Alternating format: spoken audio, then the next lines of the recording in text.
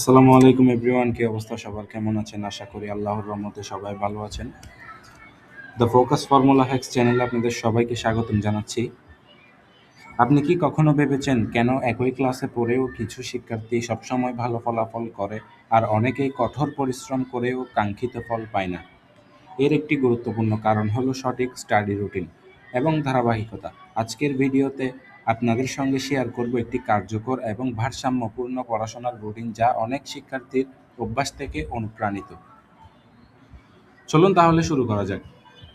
প্রথমেই দেখুন, এই ভিডিওতে আমরা দেখব কোন সময় কোন বিষয় পড়া বেশি উপযোগী হতে পারে, প্রতিটি সময়ে কি পড়বেন, সে সময়ে পড়লে কী ধরনের সুবিধা পাওয়া যায় এবং ভিডিওর শেষে থাকবে কিছু অতিরিক্ত টিপস যা আপনার পড়াশোনাকে আরও গুছিয়ে তুলতে সাহায্য করে। তো দেখুন, টিপস নাম্বার 1, ভোর 5:30-এ ঘুম থেকে উঠুন। এক্ষেত্রে আপনি যে লাভটা পাবেন, মস্তিষ্ক সতেজ থাকে, দিনের শুরুতে বেশি এনার্জি থাকে। টিপস নাম্বার 2, সকাল 6টা থেকে 7:30। এই টাইমে কঠিন বিষয় পড়ুন, গণিত, পদার্থ, রসায়ন। এক্ষেত্রে সকালে মনোযোগ বেশি থাকে, কঠিন বিষয় দ্রুত বুঝতে সুবিধা হয়। এরপরের সেশন দেখুন, সকাল 7:30 হতে 8টা। এই টাইমে নাস্তা ও অন্যান্য সাবজেক্টের প্রস্তুতি নিন। এক্ষেত্রে শরীর ও মস্তিষ্ক শক্তি পায়, পরের কাজের জন্য প্রস্তুত হওয়া যায়। পরের সেশন দেখুন, স্কুলের সময়।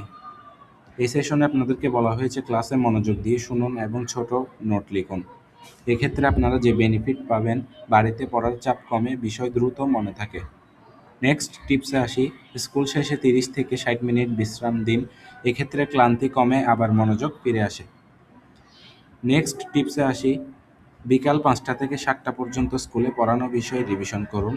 এই সময় 24 ঘন্টার মধ্যে রিভিশন করলে তথ্য বেশি দিন মনে থাকে। এটা পড়া মনে রাখার জন্য খুবই গুরুত্বপূর্ণ একটি টিপস।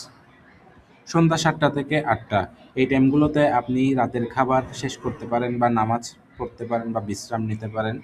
সন্ধ্যা 8টা থেকে রাত 10টা পর্যন্ত হোমওয়ার্ক, সৃজনশীল প্রশ্ন, এমসিকিউ অনুশীলন।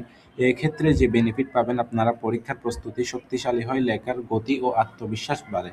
রাত 10টা থেকে 10টা 20 আজ যা পড়েছেন তার কুইক রিভিশন দিন এবং আগামী দিনের পরিকল্পনা। এক্ষেত্রে পড়ার দীর্ঘ সময় মনে থাকে, পড়ার দিন কী পড়বেন তা নিয়ে সময় নষ্ট হয় না। রাত 10টা 30 ঘুম।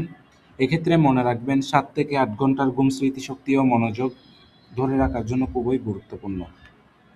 এবার আসি, আপনাদেরকে বলেছিলাম ভিডিওর শুরুতেই, ভিডিও শেষে আপনাদের জন্য থাকবে কিছু এক্সট্রা টিপস। টিপস নাম্বার 1 দেখুন, প্রতিদিন একই সময়ে পড়ার চেষ্টা করুন। 25 থেকে 30 মিনিট পরে 5 মিনিট বিরতি দিন। পড়ার সময় মোবাইল সাইলেন্ট বা দূরে রাখুন। প্রতিদিন অন্তত 30 মিনিট আগের পড়া রিভিশন করুন। সপ্তাহে একদিন মক টেস্ট দিন। দুর্বল বিষয়কে এড়িয়ে যাবেন না, বরং আগে সময় দিন। প্রতিদিন অন্তত 30 মিনিট বই পড়া বা নতুন কিছু শেখার অভ্যাস করুন। পর্যাপ্ত ঘুম, পর্যাপ্ত পানি এবং স্বাস্থ্যকর খাবার মনোযোগ ধরে রাখতে সাহায্য করে। তো আজকের ভিডিওটা আপনাদের কাছে কেমন লাগলো অবশ্যই জানাবেন। আর আপনাদের যাদের এই রুটিনের পিডিএফ লাগবে অবশ্যই কমেন্ট করে জানাবেন। কমেন্ট বক্সে পিডিএফ এর লিঙ্ক দিয়ে দেওয়া হবে সবাইকে ইনশাল্লাহ। তো আজকে এতটুকু ছিল। সবাই ভালো থাকুন, সুস্থ থাকুন। দেখা হবে নেক্সট কোনো ভিডিওতে। আল্লাহ হাফেজ।